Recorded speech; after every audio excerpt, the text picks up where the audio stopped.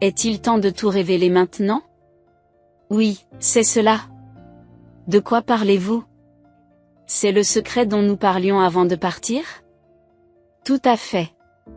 Tu ne penses pas que tu n'es qu'un bagage supplémentaire dans notre vie, c'est pourquoi nous avons décidé de nous débarrasser des bagages inutiles. Quoi? Je ne comprends pas vraiment. Attends un peu. Prenez soin de vous. Surmontez les obstacles et vivez bien. Après avoir jeté le sac par la fenêtre, la voiture de mes parents est partie. Je suis né avec un handicap et je me déplace en fauteuil roulant. Incapable de faire quoi que ce soit, je ne pouvais qu'attendre ma grand-mère, que je devais rencontrer ici. 2 heures se sont écoulées, tandis que la nuit tombait, je tremblais de peur. Environ 30 minutes plus tard, une voiture est apparue. Mira, tu es seule? Je n'ai pas eu de nouvelles de Michel sur ce qui s'est passé. Grand-mère, en voyant ma grand-mère sortir de la voiture, je me suis sentie soulagée et les larmes ont coulé. En me voyant pleurer soudainement, ma grand-mère a été un peu secouée, mais elle m'a aidé à monter dans la voiture et a décidé d'aller chez mes grands-parents. Dans la voiture, j'ai expliqué la situation à ma grand-mère autant que possible. Quelle chose à dire! Pourquoi ont-ils dit une chose pareille? Ils ont dit que je n'étais qu'un bagage supplémentaire dans la vie. Qu'il est temps de se débarrasser des bagages inutiles. Ce n'est pas possible. Lorsque nous sommes arrivés chez mes grands-parents, j'ai expliqué la situation à mon grand-père. Bien sûr, mon grand-père était furieux. Ma grand-mère aussi. Cependant, dès que j'ai abordé un sujet précis, leur colère s'est apaisée et leurs expressions sont rapidement redevenues normales. Mes grands-parents se sont regardés et ont commencé à chuchoter doucement. Mira n'est pas du tout une nuisance. Ne vous inquiétez pas, vous êtes en sécurité. Je me demande où se trouve le vrai problème. Voulez-vous nous aider à leur révéler la vérité? En voyant le sourire confiant de ma grand-mère, je me suis sentie rassurée. Je n'avais pas encore entendu ce que nous allions commencer, mais j'ai décidé d'aider ma grande mère. Je m'appelle Mira. Je suis une élève de collège, née avec un handicap qui m'empêche de marcher et je me déplace toujours en fauteuil roulant. Je souffre d'une maladie neurologique qui empêche les signaux nerveux d'atteindre mes jambes. En vivant dans un fauteuil roulant, je suis confrontée chaque jour à de nombreux défis. Une simple marche de 4 pouces que mes amis enjambent facilement est un obstacle majeur pour moi. C'est pourquoi j'ai tendance à éviter de sortir. Ce n'est pas parce que j'ai des expériences désagréables à l'extérieur, mais simplement parce que ma maison est trop confortable. Comment cela se passe-t-il? C'est plus facile à manipuler que les portes précédentes, n'est-ce pas? Oui, merci. Aujourd'hui, presque toutes les portes de la maison sont des portes coulissantes. Ouvrir et fermer les portes peut s'avérer difficile lorsqu'on se déplace en fauteuil roulant. D'ailleurs, les mains courantes de la salle de bain sont également assez vieilles. Nous devrons peut-être les remplacer bientôt. Satisfaite de la nouvelle porte, je me suis amusée à la faire coulisser d'avant en arrière. À côté de moi, mon père rangeait des outils éparpillés sur le sol. Il est constructeur et a rendu notre maison plus accessible. Il a installé des portes coulissantes, des sols plats et des interrupteurs électriques faciles à actionner depuis un fauteuil roulant. En conséquence, la maison est devenue si confortable que j'hésite à sortir. Et si quelque chose te préoccupe, n'hésite pas à me le dire. Mon père m'encourage toujours, mais il a son propre travail et il est difficile de lui en demander trop. C'est pourquoi je ne lui ai jamais demandé expressément de faire quelque chose pour moi. Comme je ne dis rien. Mon père entreprend souvent seul des travaux d'amélioration de la maison.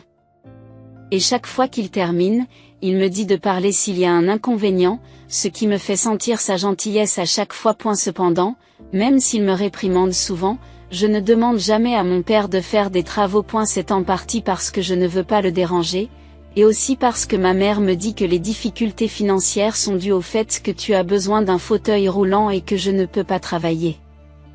N'insistez donc pas pour obtenir ce que vous voulez. Ma mère répète souvent que nous sommes pauvres. J'en ai pris conscience pour la première fois lorsque j'étais en première année d'école primaire, frappée par la fermeté avec laquelle ma mère s'exprimait. Bien que mon père travaille sur des projets de construction, je comprends aussi que les portes ne sont pas gratuites. De plus, les rénovations qu'il effectue à la maison ne lui rapportent rien. J'ai pris conscience de cette réalité dès les premières années de l'école primaire et j'ai commencé à m'abstenir de demander des travaux à mon père. Malgré cela, les rénovations que mon père a poussées ont fait de notre maison un espace très confortable pour moi. Le fait que ma mère me parle franchement de notre état de pauvreté fait peut-être aussi partie de sa façon de s'assurer que je grandirai sans dépendre des autres.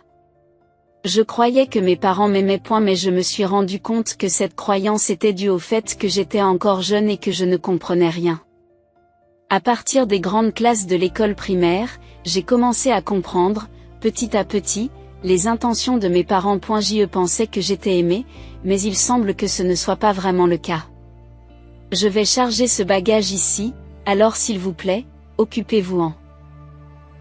Après avoir fait des achats au centre commercial, ma mère les a mis dans le coffre pendant que mon père m'aidait à monter dans la voiture. Pour mes parents, je n'étais qu'un bagage comme un autre, au même titre que les courses ou les nécessités quotidiennes. Assise dans la voiture, je n'aimais pas regarder mes jambes et je tournais mon regard vers l'extérieur. Je ne voulais pas être traitée comme un bagage, mais je ne pouvais pas discuter parce que je causais toujours des problèmes. À la maison, mes parents me traitent comme une nuisance. Pourquoi es-tu dans le couloir? Tu es dans le passage, c'est trop étroit ici. J'essayais juste d'aller aux toilettes. Mauvais timing. Je te dis toujours de vérifier où nous sommes et d'agir pour ne pas nous déranger. Je suis désolée. Chaque fois que vous bougez, vous nous gênez. Je te dis toujours de rester tranquillement dans le coin du salon. Tu es un bagage tellement encombrant qu'un carton immobile serait plus facile à manipuler. Malgré mon envie d'aller aux toilettes, je me suis retrouvée coincée dans le salon par ma mère. Obligée d'attendre d'aller aux toilettes pour éviter d'être à nouveau traitée de bagage encombrant, j'ai décidé de me distraire en me concentrant sur une émission de télévision qui ne m'intéressait même pas. Tout comprendre n'est pas toujours une bonne chose. Lorsque j'ai atteint les classes supérieures de l'école primaire, j'ai commencé à voir les vrais sentiments de mes parents. À cet âge, leurs paroles froides étaient trop difficiles à supporter. Chaque fois que mes parents me traitaient comme un bagage, cela me faisait mal. Mais en tant qu'écolier, je ne pouvais pas vivre sans l'aide de mes parents. Petit à petit, j'ai commencé à évaluer l'humeur de mes parents et j'ai essayé de les gêner le moins possible. Tu ne vas nulle part aujourd'hui? Oui, je vais regarder la télévision à la maison. C'est un soulagement. J'ai regardé mes parents partir faire des courses depuis l'embrasure de la porte. Ils reviennent généralement à l'heure où le feuilleton du soir se termine. Et ne voulant pas être considéré comme une gêne, j'ai commencé à éviter de sortir avec mes parents et je suis restée plus souvent à la maison. Lorsque je décidais de ne pas les accompagner, mes parents affichaient un sourire radieux. En voyant leur sourire, je me sentais utile et je souriais à mon tour. Avec le recul, je me rends compte que mon état d'esprit à l'époque était assez déformé. Pour moi, la priorité absolue était de ne pas déranger. Et je croyais à tort que les sourires de mes parents étaient le résultat de mes efforts. J'étais satisfaite de mes efforts. Mais en 6e année, un petit incident s'est produit qui a semblé tout défaire. Tu utilises aussi un fauteuil roulant à la maison, Mira? Oui, je l'utilise. Mais tu sais, mon père a fait en sorte que la maison soit confortable pour un fauteuil roulant, alors je n'ai pas besoin de l'aide de tout le monde comme à l'école. Je n'ai aucun problème à rester seule à la maison. Au fil des années, j'ai changé de classe à l'école primaire. Certains enfants ne s'intéressaient pas à mon fauteuil roulant, mais pendant les pauses, de plus en plus de gens ont commencé à se rassembler autour de moi. C'est devenu une nouvelle routine après le changement de classe, et je m'y étais déjà habituée. À ce moment-là, il semble que j'ai dit quelque chose de déplacé à un ami. Mon ami a expliqué à un enseignant comment je gérais le fait d'être seule à la maison, ce qui a conduit l'enseignant à téléphoner à notre domicile.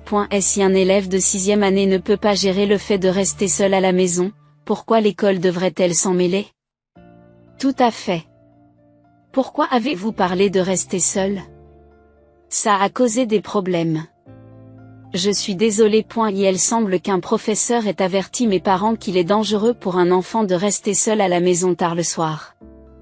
Par conséquent, je n'ai plus été autorisée à rester seule à la maison, devenant une fois de plus un fardeau pour mes parents. Cependant, pour éviter que je reste seule à la maison, ma mère m'a donné une nouvelle directive.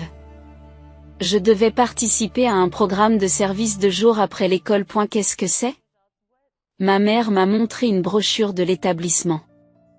On y voyait des photos d'enfants de mon âge en train d'étudier ou de bricoler. Le service de jour après l'école semble être un établissement qui fournit des compétences essentielles pour la vie et des opportunités d'interaction sociale. En d'autres termes, il s'agit d'une version d'un programme de garde d'enfants ou d'un service de jour pour les personnes âgées, mais adapté aux personnes handicapées. Honnêtement, c'est cher et c'est un fardeau de vous y envoyer. Mais tant que tu utiliseras un fauteuil roulant, ton père et moi ne pourrons pas te soutenir indéfiniment. C'est pourquoi je veux que tu te fasses des amis là-bas, que tu t'impliques dans la vie des autres et que tu reçoives une formation qui te permettra de vivre de manière autonome dans la société. Si j'avais été dans les petites classes de l'école primaire, j'aurais pu penser que ma mère me témoignait de l'amour. Mais maintenant que je suis en 6e, je peux comprendre le sens sous-jacent de ces paroles. Elle ne voulait probablement pas me garder à la maison, car j'étais un fardeau. D'accord, j'irai au centre après l'école et les week-ends. Merci de votre compréhension. Cela nous aide beaucoup. Les enfants comprennent et réfléchissent plus profondément que les adultes ne le réalisent souvent. J'ai fait semblant de ne pas remarquer la véritable raison de la décision de ma mère et j'ai continué à agir comme si je n'étais pas au courant. Ma mère ne s'est pas rendue compte que j'agissais ainsi et a cru que ses paroles me rendaient heureuse. En voyant ma mère sourire, j'ai ressenti une joie que je n'aurais probablement pas dû ressentir. 1 an après que j'ai commencé à fréquenter l'établissement, mes parents semblaient plus souvent de meilleure humeur. Comme je passais moins de temps à la maison, j'étais devenu moins pesant pour eux, ce qui rendait leur vie apparemment plus confortable. Quelle qu'en soit la raison, je commençais à me sentir bien dans cette situation, car mes parents me traitaient moins comme un fardeau. Cependant, un jour, ma mère m'a dit à l'improviste que tu n'avais plus besoin d'aller au centre de soins. C'est vrai ? Tu es déjà un collégien et rester seul à la maison ne devrait pas être un problème. Cela faisait déjà 1 an que je fréquentais l'établissement, où je m'étais fait des amis. J'ai commencé à y aller à contre-séance sur ordre de ma mère, mais comme j'étais souvent traitée comme une nuisance à la maison, l'établissement était devenu un lieu important pour moi. J'aimerais continuer à y aller, si possible. D'accord, je n'irai plus au centre. Mais je ne pouvais pas défier ma mère, alors j'ai accepté à contre-séance. Comme je n'allais plus au centre, j'ai fini par passer plus de temps à la maison. Rester dans le coin de la pièce, parce que vous gênez. Je me sentais de plus en plus traitée comme une nuisance à la maison.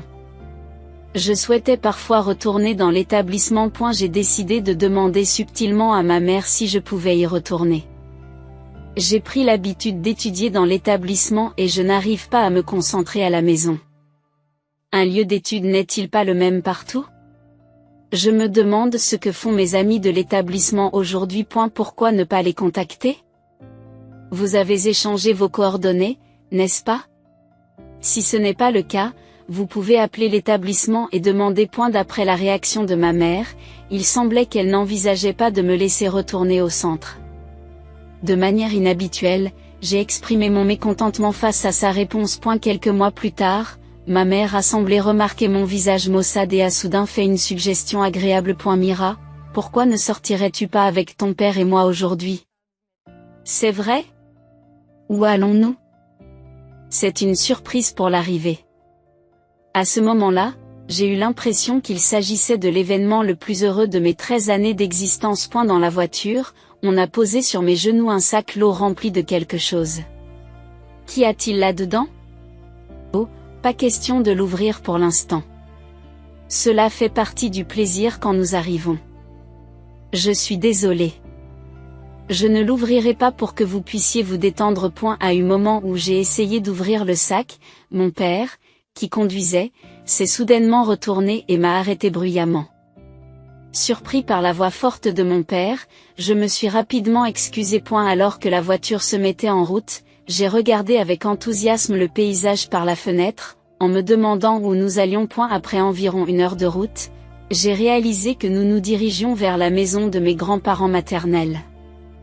Nous ne voyions mes grands-parents qu'une fois par an, et notre dernière visite remontait à environ 3 ans. Et la route menant à la maison de mes grands-parents traversait une montagne, et il y avait une aire de repos avec un grand parking, où un petit magasin était installé le long de la route de montagne. Fatigué par la conduite, mon père a décidé de s'arrêter sur l'aire de repos et m'a fait descendre de la voiture. Pendant que j'achetais du jus de fruits au magasin, mes parents semblaient discuter de quelque chose. Maman vient d'avoir une affaire urgente, et il semble que nous soyons en retard. C'est embêtant. Je voulais rentrer tôt. On va chez grand-mère, c'est ça? On se retrouve ici. Oh, Mira, tu es déjà rentrée. Ne me fais pas peur comme ça. Lorsque je me suis adressée à mes parents, ils ont momentanément affiché une expression de surprise, mais ont rapidement repris un visage sérieux et ont dit quelque chose de choquant. Est-il temps de tout révéler maintenant? Oui, c'est bien cela. De quoi parlez-vous? C'est le secret dont vous parliez avant notre départ? Tout à fait. Tu ne penses pas que tu n'es qu'un bagage supplémentaire dans nos vies? C'est pourquoi nous avons décidé qu'il était temps d'éliminer les bagages inutiles. Qu'est-ce que tu veux dire? Qu'est-ce que tu dis? Attendez un peu. Alors que j'essayais encore de comprendre la situation, mes parents sont retournés à la voiture et sont partis, me laissant derrière eux.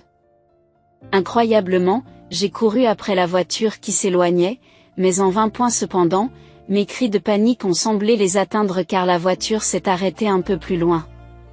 Soulagée, j'ai ralenti mon approche, mais alors que je me rapprochais, ma mère s'est penchée par la fenêtre et m'a lancé un dernier adieu.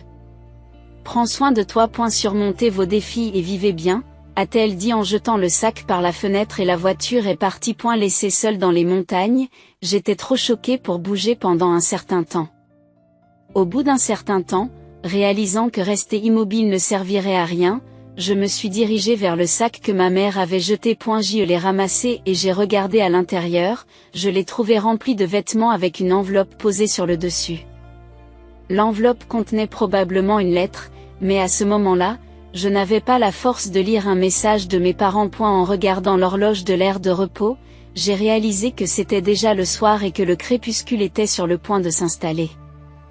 Je voulais appeler à l'aide, mais mon smartphone était resté dans la voiture. Finalement, j'ai décidé d'attendre devant le distributeur automatique, en espérant que ma grand-mère viendrait. 2 heures ont passé. Et tandis que la nuit tombait autour de moi, je tremblais de peur. Les bruits des buissons, peut-être causés par le vent, provoquaient des vagues d'angoisse indescriptibles. À ce moment-là, la seule présence réconfortante était la lumière du distributeur automatique. 30 minutes se sont encore écoulées lorsqu'une voiture s'est arrêtée sur le parking. Mira, tu es seule? Je n'ai pas eu de nouvelles de Michel sur ce qui s'est passé. Grand-mère. En voyant ma grand-mère sortir de la voiture, j'ai été submergée de soulagement et les larmes ont coulé à flots. Voyant que je pleurais soudainement, ma grand-mère, bien qu'un peu secouée, m'a gentiment aidée à monter dans la voiture et a décidé de se rendre chez elle. Pendant que nous roulions vers la maison de mes grands-parents, j'ai expliqué tout ce qui s'était passé. On dirait que papa et maman ont décidé de ne plus m'élever. Qu'est-ce qui s'est passé? Laisser un enfant dans les montagnes, est-ce qu'une chose aussi terrible peut vraiment arriver?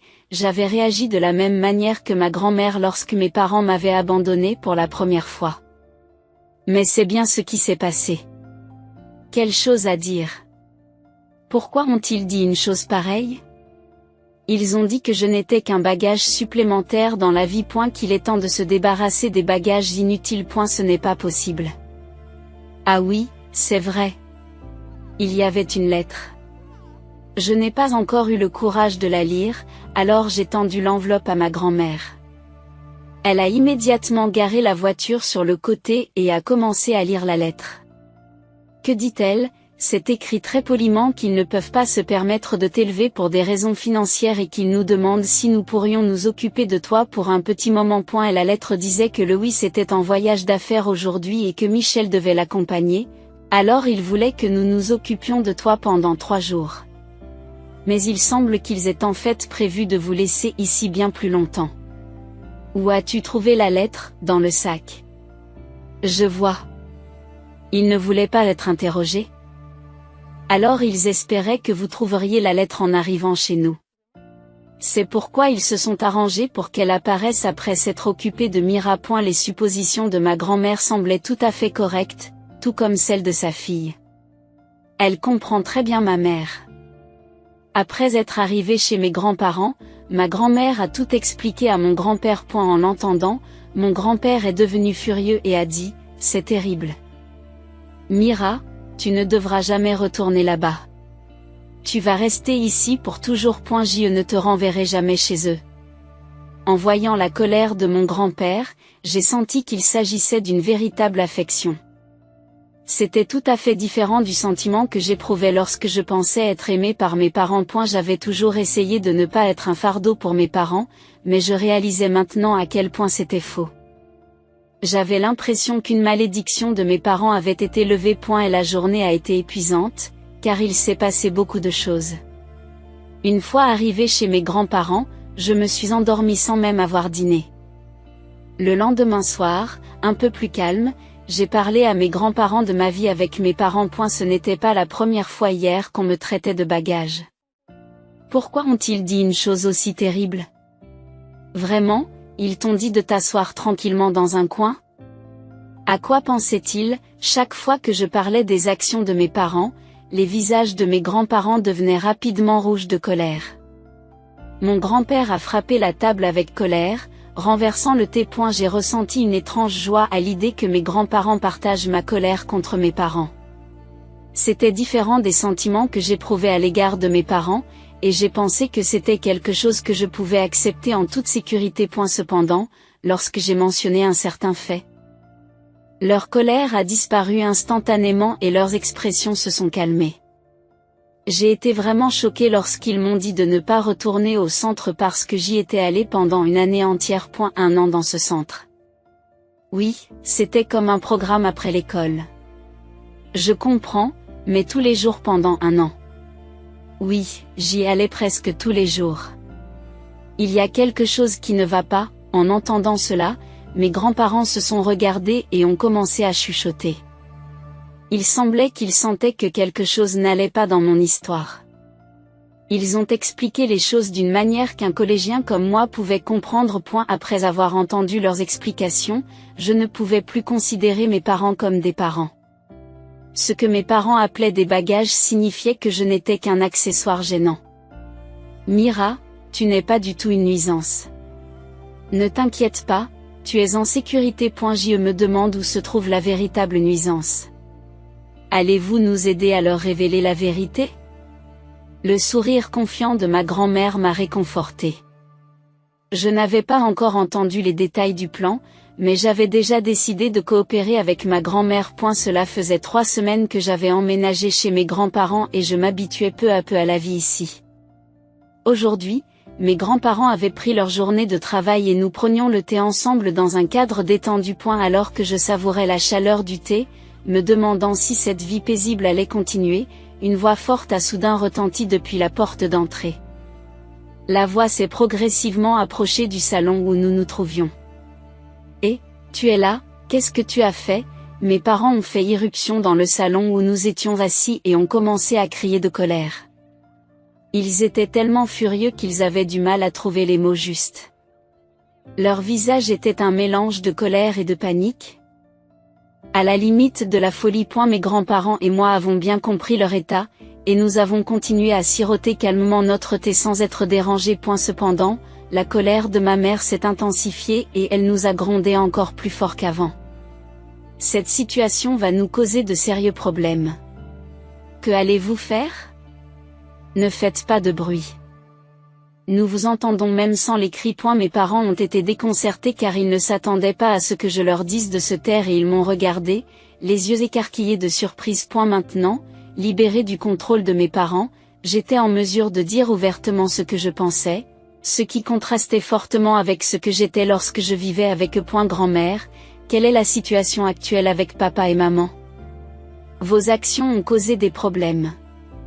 Nous avons reçu un appel du bureau municipal nous demandant si Mira vivait toujours avec nous. Le mensonge a été révélé immédiatement. Rien de particulier n'a été dit au téléphone à ce moment-là, mais cela va certainement devenir un problème. Ce sera un problème, en effet. Il est probable qu'une enquête sur les prestations frauduleuses soit en cours. C'est quelque chose qui finira par se savoir, même sans que nous fassions quoi que ce soit. Pourquoi es-tu au courant des prestations frauduleuses, maman ?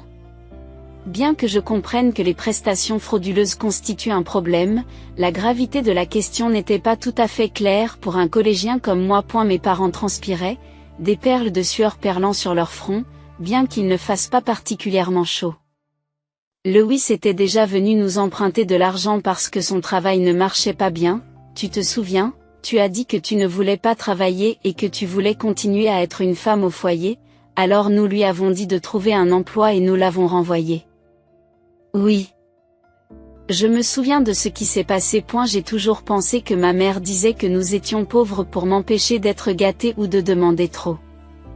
Mais il semble qu'ils étaient vraiment dans une situation financière difficile. Ma grand-mère avait discerné que mes parents se livraient à une sorte de mauvaise conduite. Pourquoi avez-vous continué à envoyer Mira au centre tous les jours si vous étiez à court d'argent ?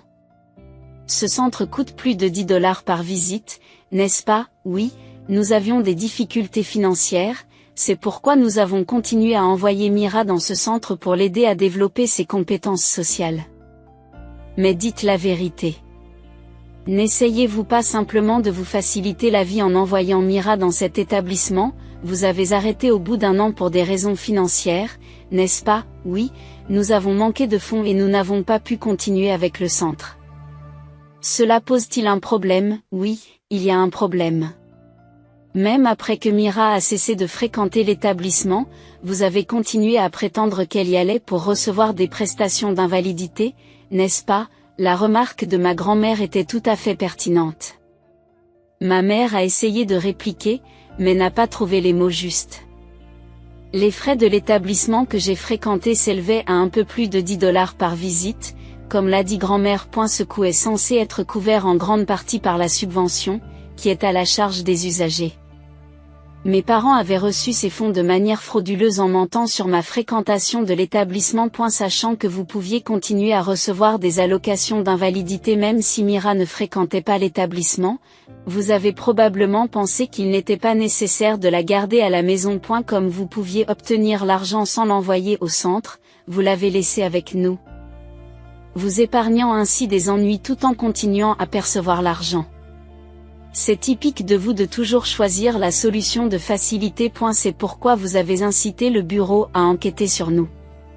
Pas directement, non, je suis juste allée au bureau local et j'ai signalé que Mira, qui est censée vivre avec ses parents, est en fait ici avec nous. Ils ont vérifié si mes parents recevaient des allocations qu'ils ne devraient pas recevoir. C'est la raison pour laquelle vous avez été contacté, parce que notre bureau local a communiqué correctement avec le bureau de votre région. Comment pouvez-vous lire dans mes pensées aussi facilement ?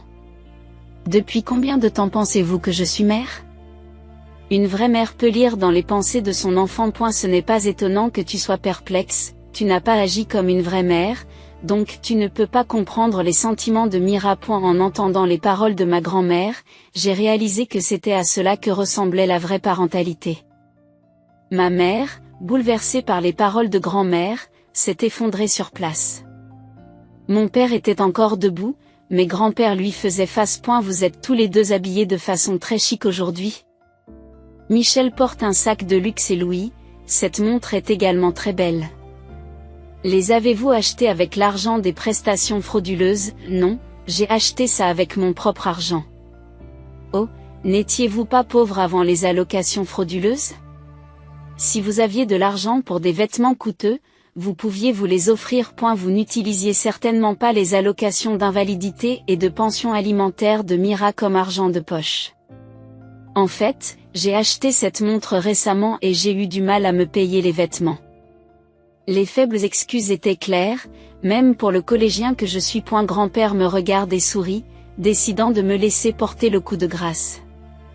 Papa, tu as plusieurs vêtements avec le même logo, n'est-ce pas ? Et pas seulement des vêtements, Tu as aussi beaucoup de baskets très chères. Et maman, ton armoire est pleine de vêtements, n'est-ce pas? Incapable de répondre, papa a fini par s'effondrer, tout comme maman. J'avais cru que maman avait dit que nous étions pauvres dans le cadre de mon éducation, mais en réalité, il s'offrait du luxe, contrairement à ce qu'il disait. Mes parents avaient souvent fait des folies pour des choses qu'ils voulaient. Je me souviens d'avoir piqué une colère, enfant, parce que je n'avais pas pu obtenir un jouet que je voulais. Cet incident a incité ma mère à commencer à dire que nous étions pauvres. Je n'ai donc jamais douté qu'il s'agissait d'une forme d'éducation destinée à freiner mon égoïsme et ma dépendance. Cependant, en réalité, mes parents ne faisaient qu'utiliser pour eux-mêmes les avantages qu'ils recevaient grâce à mon existence.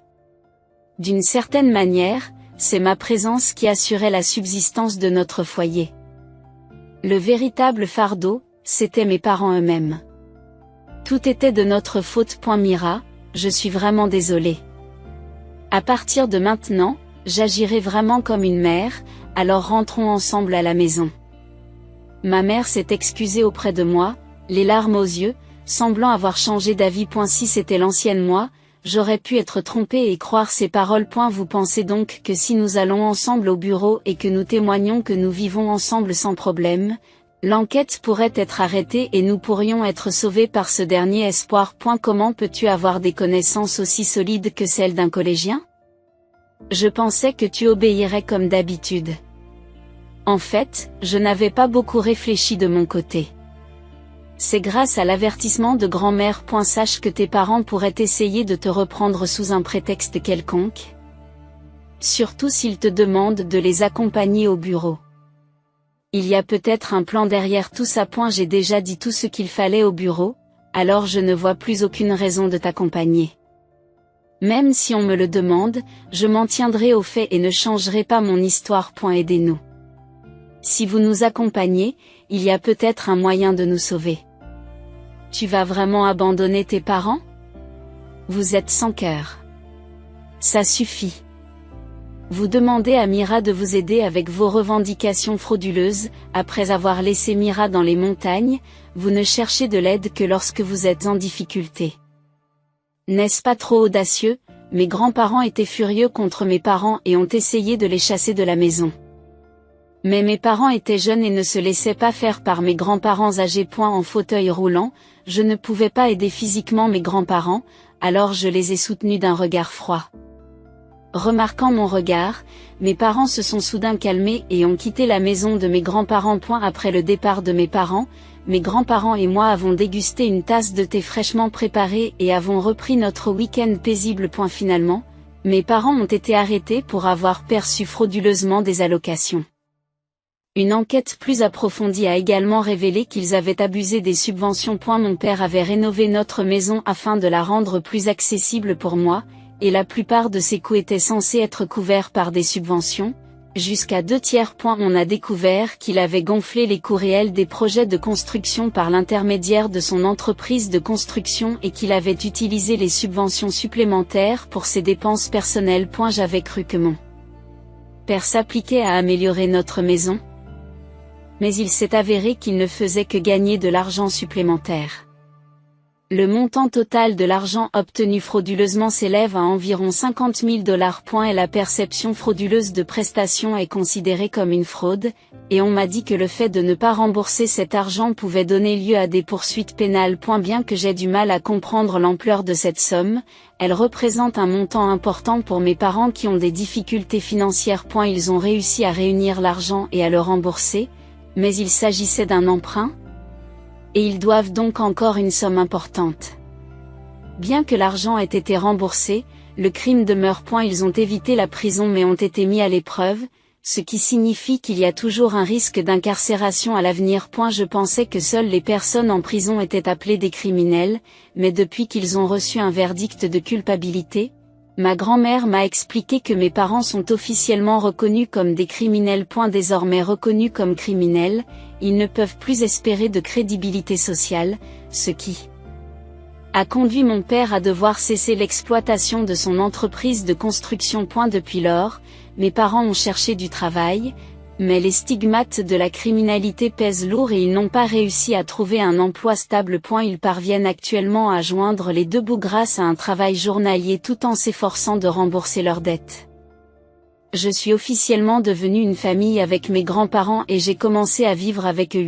Il semble que l'on ait veillé à ce que les allocations et les bourses que je reçois ne finissent pas entre les mains de mes parents. Bien que je ne comprenne pas les détails financiers, je suis vraiment reconnaissante de pouvoir vivre avec mes grands-parents, qui sont chaleureux et attentionnés. J'ai également commencé à m'adapter à ma nouvelle école et j'ai désormais l'intention de suivre ma propre voie sans me soucier de mes parents.